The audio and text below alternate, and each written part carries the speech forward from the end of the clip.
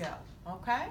So, will versus might. You may have realized by now that I am a bit of a word nerd, and I enjoy nothing more than a clever turn of a phrase or when words have dual meanings.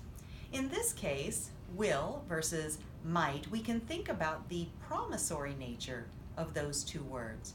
When someone pledges to me that they will do something versus a much less certain shoe shuffling might, you can guess which word instills the most confidence in me and motivates me toward trust.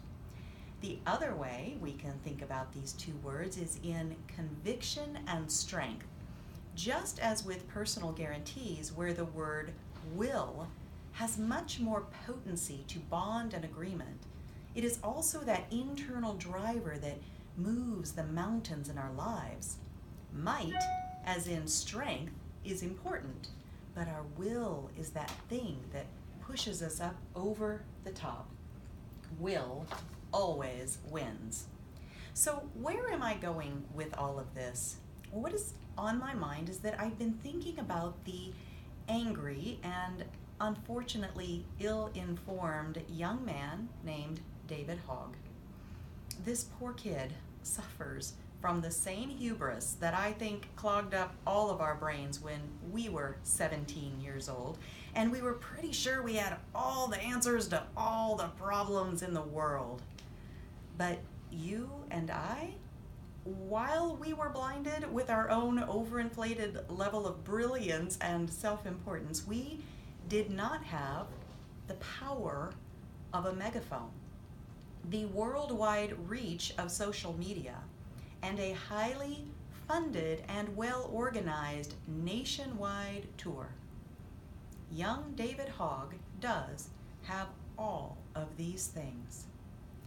He preaches anger, he throws his raised fists of defiance in the air, and he uses the rhetoric of someone who would take your rights through any means necessary. He strikes me as someone who, if given the chance, will use might to wrench away our freedoms.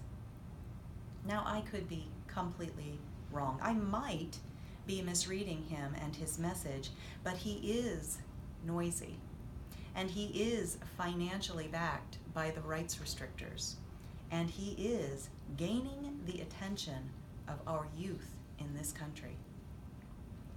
If I am correct in how I'm seeing young David Hogg and those who are financing this young man, what is our best defense against this kind of misguided use of force?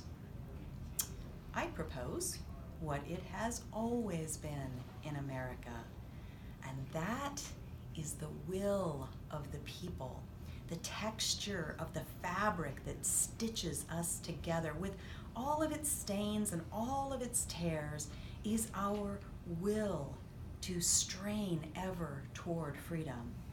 We get distracted from time to time. We mistakenly barter away small pieces of our freedom in the name of feeling more safe, but we always wake up from our complacent slumber just in time to course correct. Now, this current generation of angry, emotion-driven, shiny-eyed acolytes of the David Hoggs of the world, they weren't taught what you and I know. To the David Hoggs of the world, history is a fairy tale written by imperfect people and must be ignored and obliterated. This current generation's parents and teachers and mentors didn't tell them of the epic struggle our great, great, great grandmothers and grandfathers risked for, fought for, bled for, half starved for, and died for. This current generation values that ignorance because it creates a vacuum that eagerly sucks up the immature thinking and lies unchecked. Like little baby birds, they gobble down the pre-digested grubworms that dribble out of the mouths of the David Hoggs of the world. And if we stand silent and allow this young man to whip our youth into a voter-focused frenzy, they might decide to use might to place America back under the thumb of tyranny, and they might decide to use might to place a muzzling hand back over our mouths. But we, you and I, know our history and know how these stories end. We know that we must and that we will instill in our children and our children's children the wisdom and values of freedom. We will teach them the lessons of our imperfect history in order that they will be saved from repeating the same lessons in their lifetime. We will rekindle the desire for liberty that drove our forefathers to throw off the chains of big government and seek to forge a pathway like had never been forged before toward freedom. And we will once again see the power of will over might. Dan?